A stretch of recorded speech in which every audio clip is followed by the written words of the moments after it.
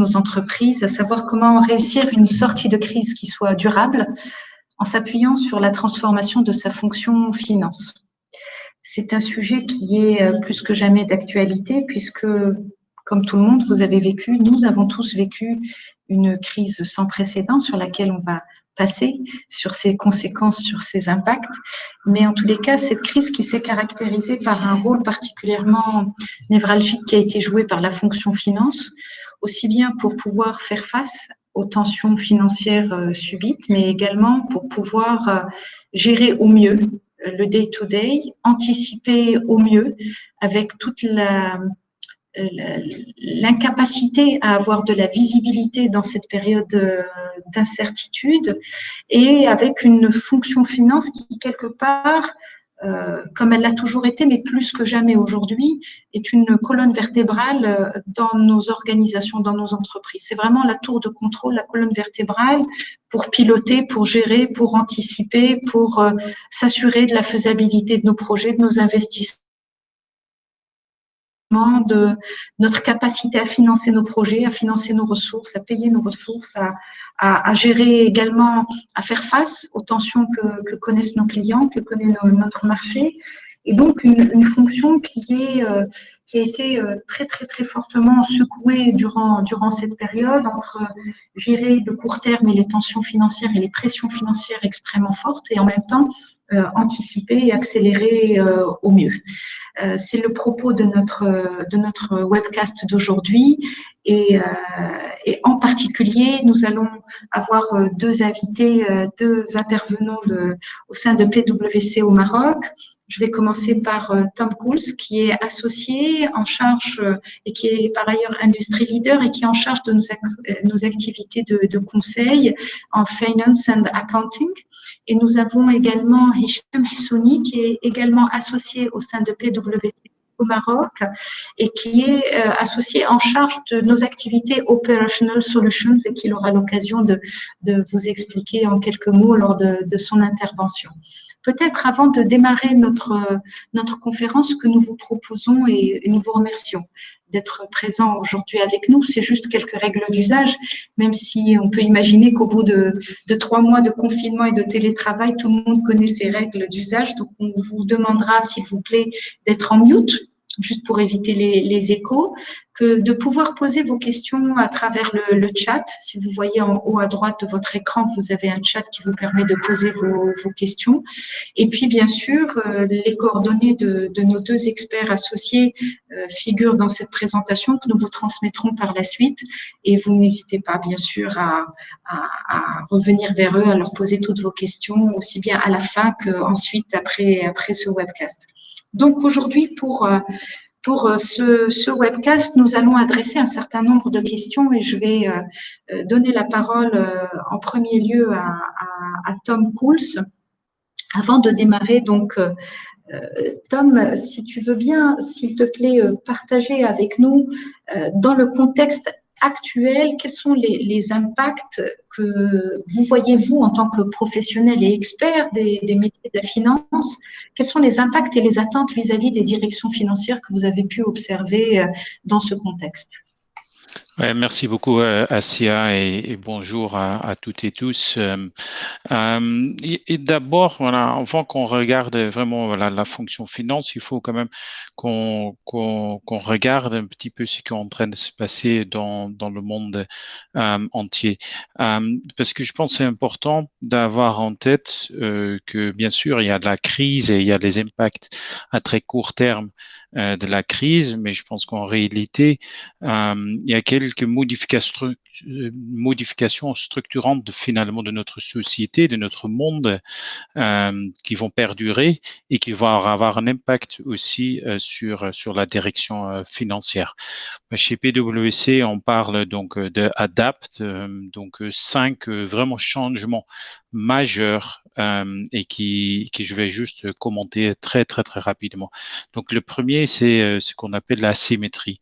Donc finalement, on pense que malheureusement, cette crise va avoir un impact qui touche plutôt les personnes les plus vulnérables, donc des gens qui ont déjà des difficultés financières, mais également les classes moyennes.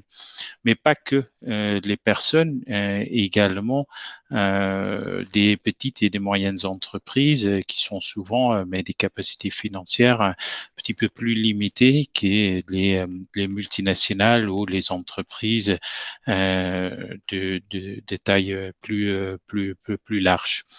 Donc ça d'un côté. De l'autre côté, il y a la réalité de la disruption où on voit que finalement tout ce dont on parle depuis plusieurs années même, de la digitalisation, mais finalement en train de s'accélérer.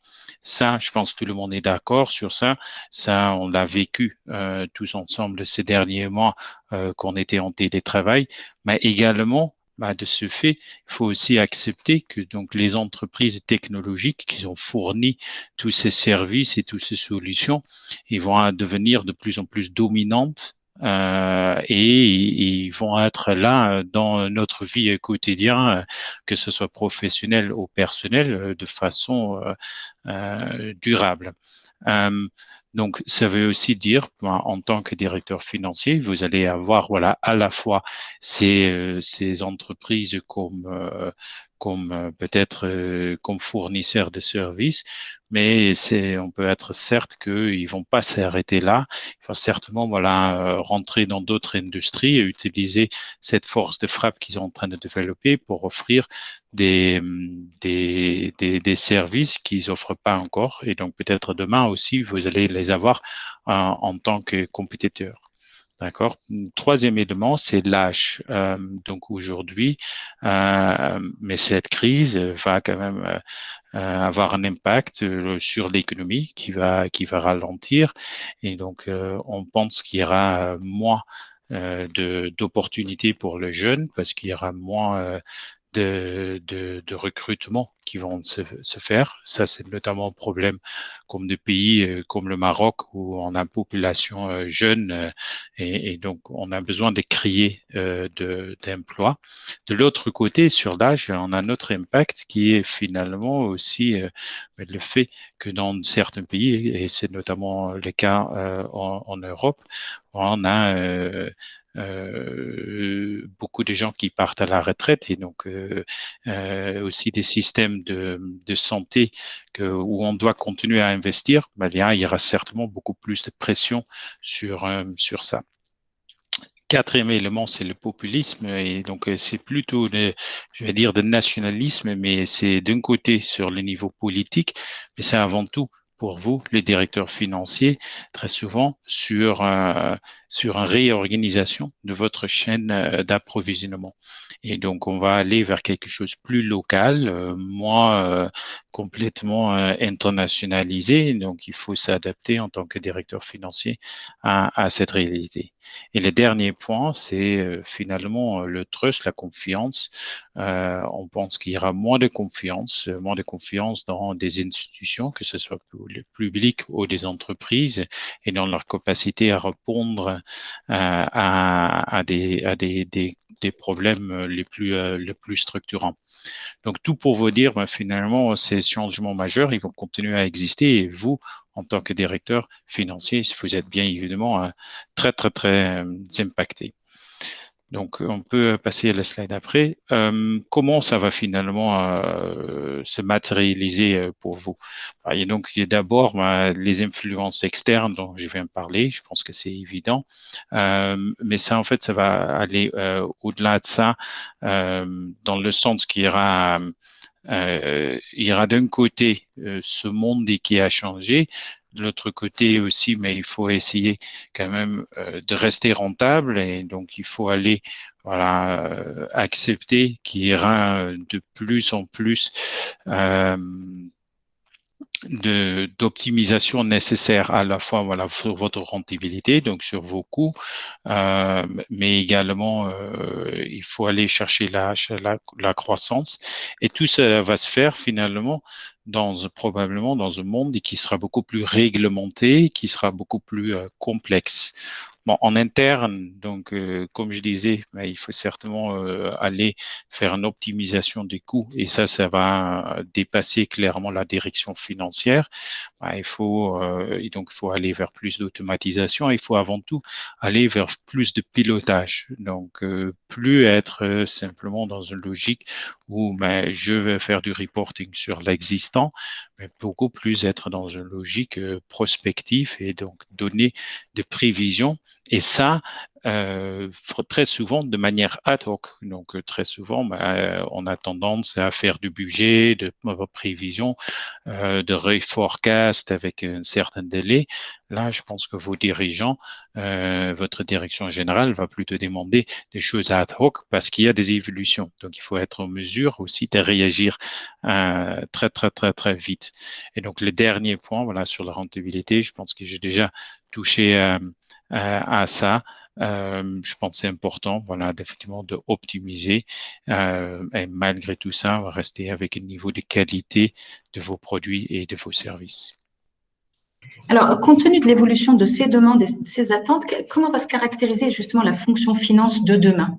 Qu'est-ce qui va changer? Qu'est-ce qui va bouger au regard de l'évolution de ces attentes et puis surtout de ces exigences de l'environnement qui sont là aujourd'hui? Ouais. Je pense que tout d'abord, la fonction finance était déjà en train d'évoluer et il y a pas mal d'entreprises, y compris au Maroc, qui sont déjà en train de mettre en place cette fonction finance de demain. Et c'est avant tout sur là ce que vous voyez sur le slide, sur le premier brick, là, le business partner, donc de devenir un partenaire pour la direction générale, pour d'autres directions, d'autres départements. Je pense que cette tendance, il existait déjà.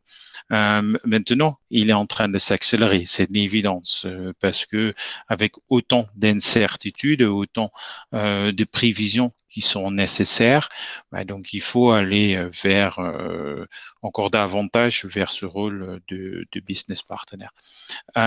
Où c'est peut-être les choses ont changé, c'est donc d'être en mesure là très rapidement de donner des réponses. Et donc ça passe par effectivement une capacité, de pouvoir traiter beaucoup de données, et on parle très souvent de big data, dans des délais très, très, très, très courts, et parfois même avoir accès à des reporting en temps réel. D'accord.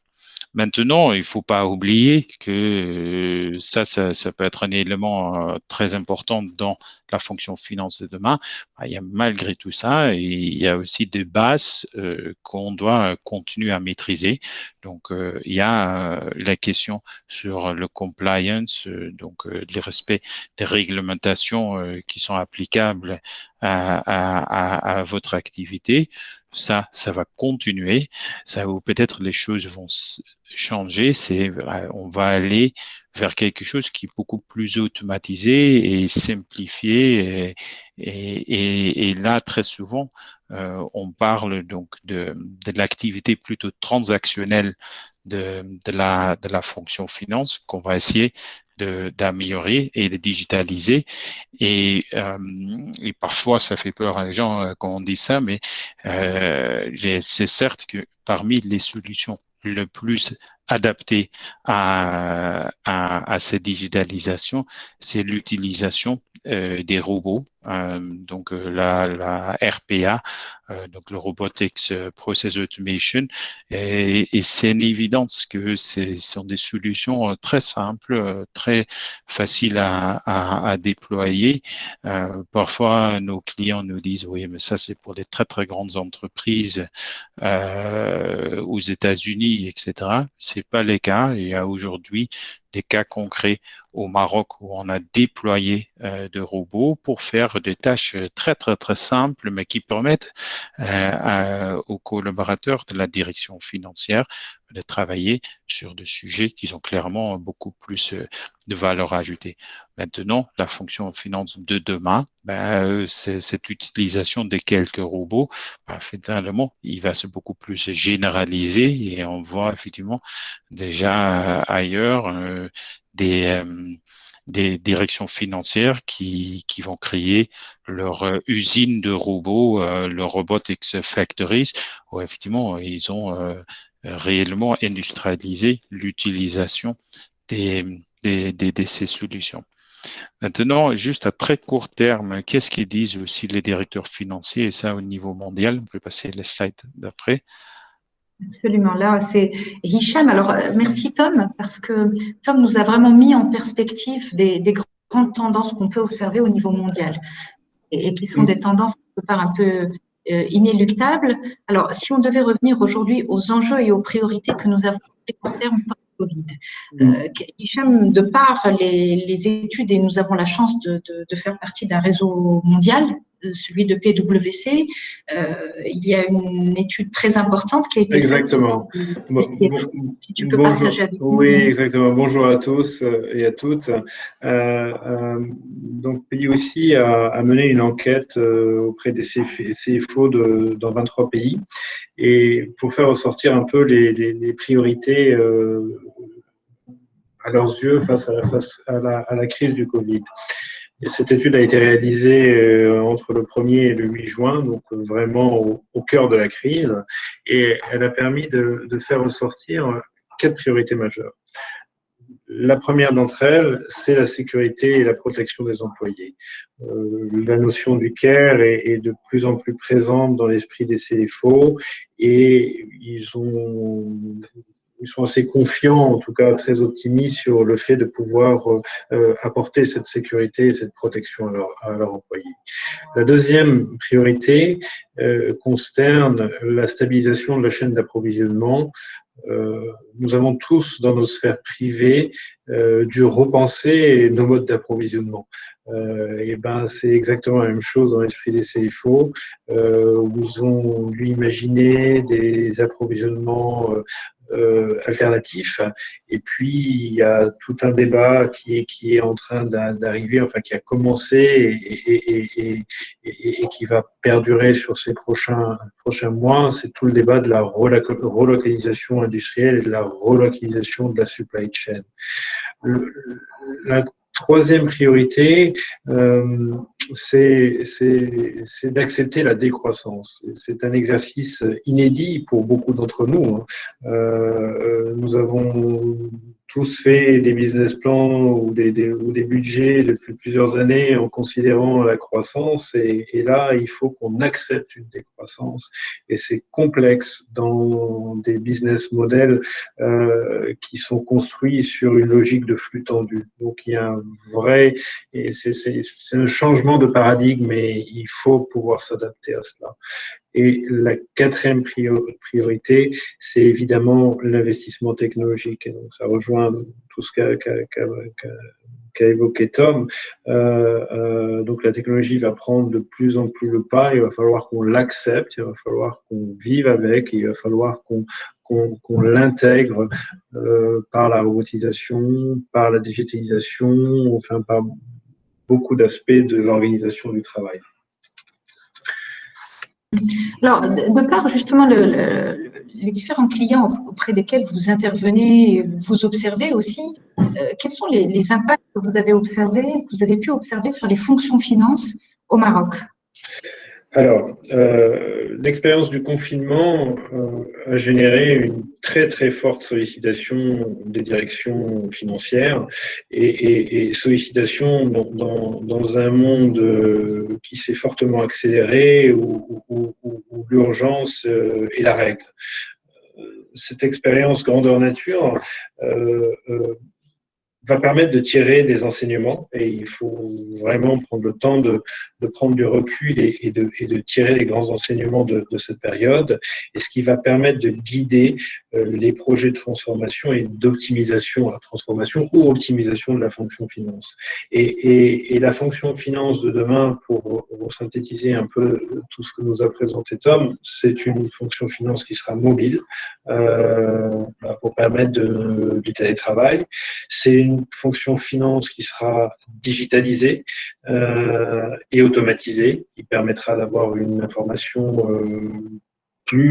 d'accès à l'information plus rapide, plus fiable, et c'est une fonction finance qui sera proche des autres directions. C'est le véritable business partner. Alors, cette tendance a été fortement était déjà en œuvre, mais elle va véritablement s'accélérer encore une fois de façon plus forte. Alors, à l'évidence, ce que vous disiez aussi bien Hicham Hassouni que Tom Cools, tout le monde le sait, il y a un avant et un après-crise, à l'évidence. Oui. Ce que vous disiez aussi, c'est que quelque part que la transformation de la fonction finance, c'est quelque chose qui est une évolution, une tendance, mais aussi une nécessité un peu inéluctable de par ce qu'on a connu, de par ce qu'on va connaître, de par les tendances mondiales qu'on observe également. Et en fait, il y a une des choses également qui ressort très, très fortement lorsqu'on échange avec des dirigeants et des CFO sur cette crise Covid, c'est qu'elle a accéléré la transformation de l'entreprise sur certains pans qui étaient engagés, et accélérer ou va accélérer davantage la transformation de la fonction finance. Comment concrètement est-ce que ça va se traduire, cette transformation, en termes de priorité ou de chantier ou de levier sur lesquels il va falloir agir pour justement accompagner la transformation de nos fonctions finance dans nos entreprises? Je pense qu'il y a finalement 4 leviers qu'on a pu observer et sur lesquels les directeurs financiers peuvent travailler. Il y a d'abord le cash, donc la situation trésorerie d'une entreprise. C'est bien très évident que pendant cette crise, pour beaucoup d'entreprises, mais la situation de trésorerie était très, très, très tendue. Donc, ça s'est étendu. Je pense que aller au-delà de simplement d'une gestion très rapprochée de la trésorerie pendant cette période, c'était aussi une opportunité, mais finalement de créer beaucoup plus une culture cash et trésorerie au sein des entreprises. Et très souvent, en fait, les gens vont émettre des factures, accepter de payer un fournisseur, etc., mais ils ne se rendent pas compte quel impact sur les flux et sur la situation financière de l'entreprise ont ces actions. Et donc là, c'était une évidence parce que très souvent, beaucoup de directions étaient très impliquées finalement dans les problématiques de recouvrement, étaient aussi très impliqués finalement dans les choix, mais quel fournisseur je paye, dans quel délai, et donc on pense que c'est plutôt donc un levier pour créer durablement cette culture cash au sein des entreprises. Donc, deuxième point, c'est les nouveaux modes de travail. Donc, on a maintenant vécu tous cette période de télétravail que je pense a démarré avec une période qui était plutôt difficile pour la majorité d'entreprises et qui n'était pas du tout organisée mais progressivement, on a appris travailler à distance, à gérer toutes nos problématiques à distance, et on est convaincu que finalement ce mode de télétravail va rester. Pour certains, ça va être vraiment voilà, la manière de s'organiser dans le futur et on va vraiment avoir des équipes virtuelles. De l'autre côté, il y a d'autres entreprises qui vont l'adapter, mais peut-être dans une moindre mesure.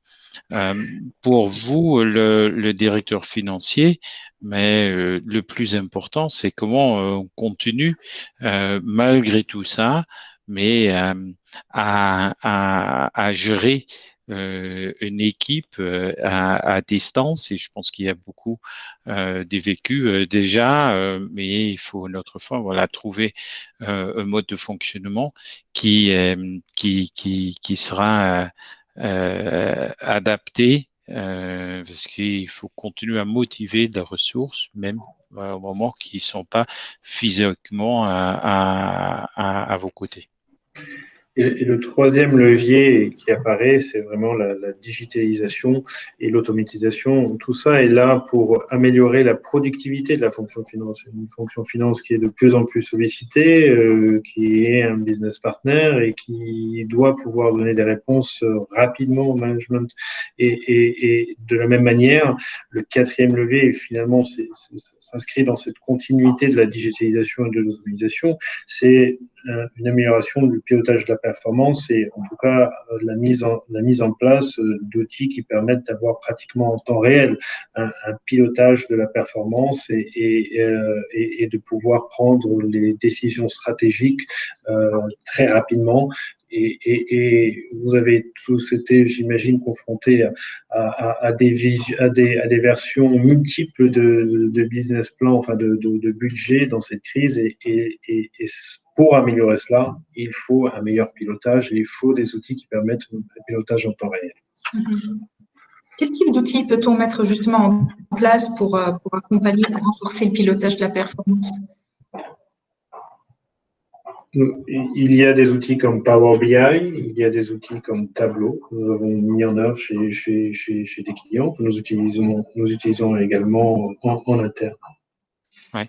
Il y a effectivement tendance d'aller vers ce type de solutions qui sont relativement faciles à déployer. Donc, quand on parle beaucoup de digitalisation et d'automatisation, c'est pas nécessairement de mettre en place des systèmes d'information qui remplacent la totalité des systèmes existants. On sait très bien que pas mal de nos clients, ils ont essayé de faire ces grands projets de transformation. C'est long, c'est difficile, parfois sans le succès attendu. Et donc là, on observe vraiment que nos clients ils mettent en place plutôt des solutions qui vont se greffer sur les systèmes existants. Donc, on a beaucoup de nos clients qui ont effectivement déployé Power BI, Tableau et d'autres solutions similaires qui regardent et qui sont prêts à investir dans plutôt des solutions de start-up qui coûtent pas très cher, qui donc sont rapidement à déployer et donc ils acceptent aussi, et ça c'est vraiment un changement de mindset où ils disent, mais finalement, j'accepte que peut-être une solution que je mets en place, il sera temporaire ou peut-être s'il fonctionne pas comme j'avais en tête, mais je le remplace. Mais ça, c'est donc faisable parce que on n'a pas investi beaucoup d'argent dans un projet qui a duré quelques années. Et avec ça, et peut-être on n'a pas listé comme Olivier, mais qui est quand même un prérequis. Il faut donc une culture au sein de la direction financière qui permet de lancer ce type d'initiative. Donc aussi, vous, en tant que directeur financier, vous devrez encourager ces types d'initiatives, accepter qu'effectivement, il y aura donc beaucoup de petits projets. Bien sûr, il faut le piloter, il faut assurer une cohérence de l'ensemble. Ça va probablement aussi dire qu'il faut former un petit peu vos ressources à ce type d'approche beaucoup plus agile qu'on voit notre fois vraiment émerger chez nos clients. Est-ce que ça veut dire qu'on a un enjeu sous-jacent à la transformation de la fonction finance, un enjeu sous-jacent qui est celui de l'upskilling des compétences des collaborateurs qui font partie de la fonction finance? C'est quelque chose qui vous semble être nécessaire également d'accompagner l'évolution des compétences au sein d'une direction? Oui, absolument. Ça, tu as absolument raison, Assia. C'est une évidence au moment qu'on demande aux collaborateurs d'une direction financière d'être beaucoup plus agiles, de réagir à des tendances, à des évolutions, à des demandes qui viennent ad hoc, qui doivent être très rapidement être commenté. C'est une évidence. Ça ne fonctionne pas avec des ressources qui sont pas habituées à ces modes de travail. Donc maintenant, c'est effectivement une logique de upskilling. Donc upskilling, ça veut dire quoi? Ça veut dire prendre les ressources existantes et le former, voilà, sur ces nouveaux modes de travail, sur les outils qui vont utiliser demain. Parce que pour pouvoir faire ça, il faut quand même avoir des compétences de base. Il faut quand même être comptable, il faut avoir un background financier. Et donc ça, vos ressources actuelles l'ont. Donc, il faut plutôt capitaliser sur ces ressources existantes et donc faire effectivement de upskilling que d'aller chercher ces ressources ailleurs. J'ai une autre question, peut-être avant de partager avec vous les questions qui nous ont été posées en amont de ce webcast. À partir du moment où la fonction finance, on peut imaginer la fonction finance évolue aussi dans son rôle, dans son fonctionnement, est-ce que ça veut dire que dans ses interactions avec les autres entités, il y a quelque chose qui va également bouger, évoluer dans le rôle de la fonction finance et ses interactions ou le rôle qu'elle va jouer vis-à-vis des autres métiers de l'entreprise? Absolument, une oui. Question naïve, non financière, mais… Non, mais absolument. C'est vraiment cette notion et cette idée de business partner. La fonction finance est au cœur de tout. Et on a vu à tel point… à tel degré, le cash était important, donc ça rend évident que celle-ci va prendre de plus en plus d'ampleur et sera le business partner pour pouvoir faire face aux crises, faire face aux incertitudes et répondre et avoir la meilleure réponse stratégique aux problématiques auxquelles sont confrontées l'entreprise. Et donc les CFO sont en première ligne et la fonction finance dans sa globalité est en première ligne. Oui, tout à fait.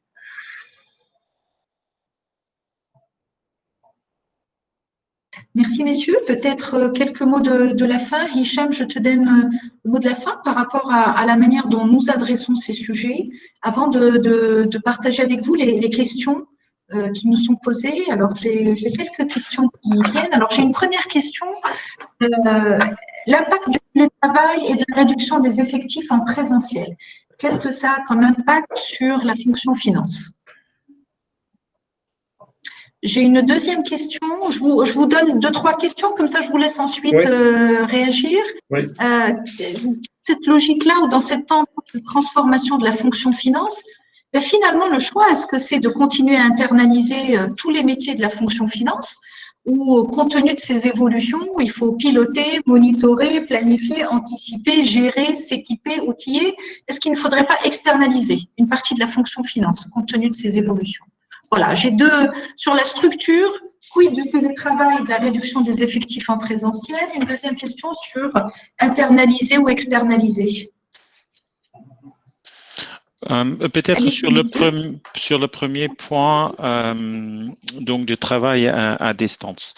Je pense qu'il y a déjà plusieurs aspects et plusieurs sous-questions finalement dans tout ça. Il y a d'abord donc une question de gestion d'équipe parce qu'effectivement on a une équipe qui est à distance. Comment je vais le piloter en tant que directeur financier? Comment je garde les équipes motivées. Donc, effectivement, c'est pas évident. Je pense que tout le monde a vécu ça, mais il faut donc aussi accepter que, effectivement, passer un peu plus de temps au téléphone, appeler les collaborateurs, passer du temps avec eux. Et donc, il y a une vraie gestion d'équipe qui a toute son importance au moment qu'on est on travaille ou on est en télétravail ou travail à distance. Deuxième point, c'est bien évidemment, il faut donner aussi la possibilité aux collaborateurs de travailler à distance. Et donc, c'est-à-dire, OK, je vous donne un ordinateur et vous allez travailler chez vous, très bien, mais en fait, il faut quand même donner accès à toutes vos applications et ça avec effectivement le même expérience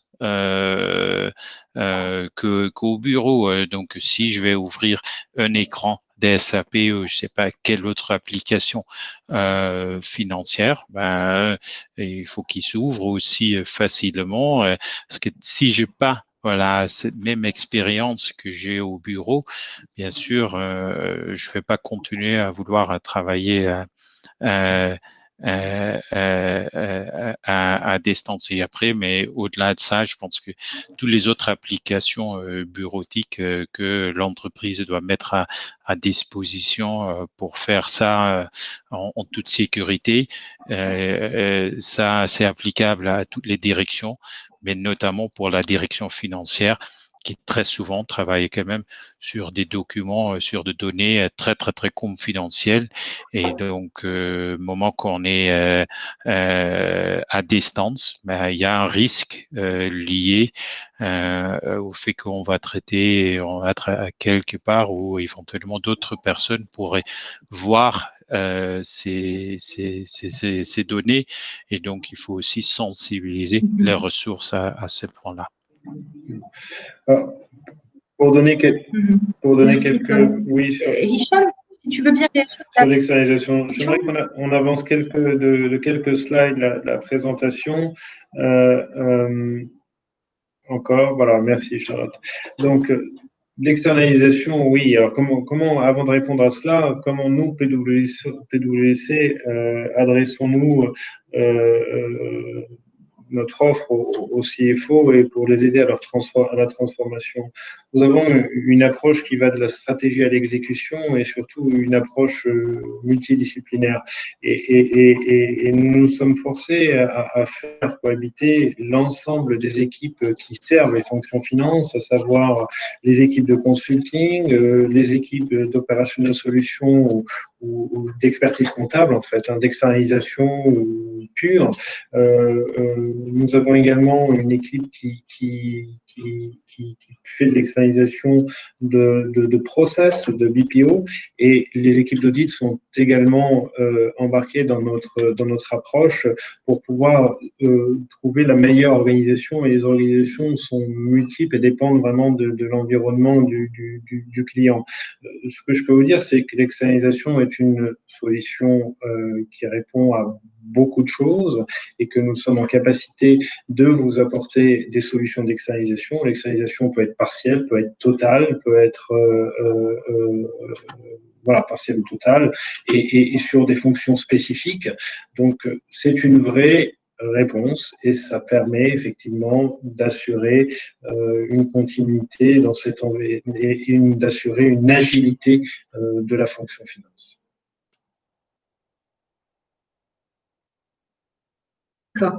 Nous arrivons quasiment au terme de notre webcast. J'ai envie de solliciter des questions à travers le chat. Si certaines personnes qui vous ont écouté souhaiteraient vous poser des questions pour poursuivre ou approfondir le sujet de la transformation de la fonction finance.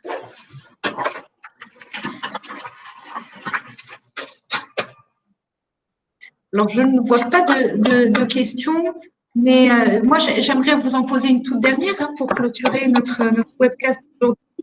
En quoi est-ce que vous pensez, mais vraiment en quelques mots, que ce qui est en train de se passer, ce qu'est en train de vivre la fonction finance est une transformation en rupture, ou alors est-ce qu'on va être plutôt sur quelque chose qui va être assez smooth et qu'on va connaître et qui est une évolution un peu de ce qu'on a déjà commencé à amorcer au niveau de la fonction finance? J'aime bien effectivement l'idée de dire que c'est plutôt une transformation en rupture. J'ai pas mal de clients qui m'ont dit ça fait faire des années qu'on demande du budget pour faire un projet informatique, pour digitaliser, etc.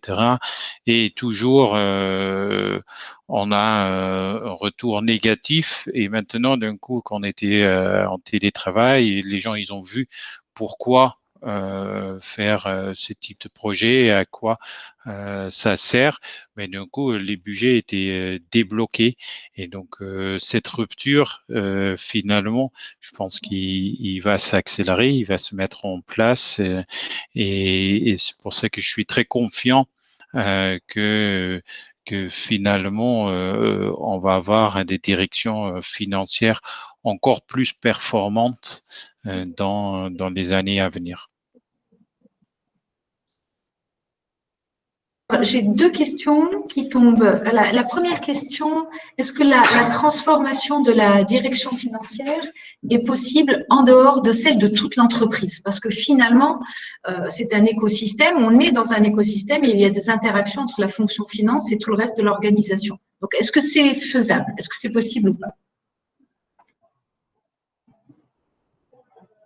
Il y a des degrés de transformation et je pense que c'est pas un choix de se transformer, c'est une nécessité dans ce monde qui se transforme, qui est de plus en plus rapide, et peut-être que oui, moi je pense que la transformation de la seule fonction finance est possible, et c'est elle qui va induire la transformation des autres fonctions. C'est pas un interdit. Donc, ça peut être un driver pour la transformation des autres entités, ou en tous les cas, pour accélérer ou accompagner. J'ai une autre, et en tous les cas, c'est envisageable. L'entreprise n'est pas obligée, dans son intégralité, de se mettre en mouvement pour que la fonction finance puisse Totalement. J'ai une dernière question. Est-ce que le travail…